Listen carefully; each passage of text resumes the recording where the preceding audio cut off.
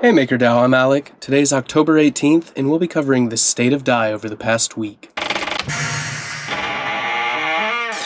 Another week of green saw another steady peg, though there was some slippage as the markets broke out. Still, it's nice to see the continued impact of the new PSM modules during periods that would normally see some strong volatility. Dai reached both its weekly highs and lows on the 15th at 1.06 and 0.987 respectively. Prices quickly recovered, and despite the rise above 2 basis points of the peg, the overall outlook was steady. Total supply now sits at a comfy 7.2 billion, and the total value locked in the protocol catapulted to just under 15 billion.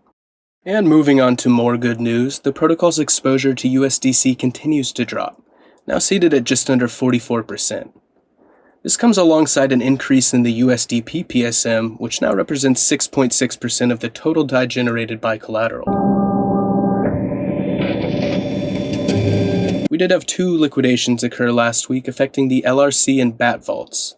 The auctions facilitated the sale of 737,008 Dai, but netted the protocol a surplus of 0 Dai as the liquidation penalties were lowered to 0. No vaults are currently at risk, but the liquidation walls aren't overly forgiving, beginning around an 8% market drop before steepening significantly at around 25%. If we do see a large correction this week, the ETH vaults would assume the greatest risk of liquidation.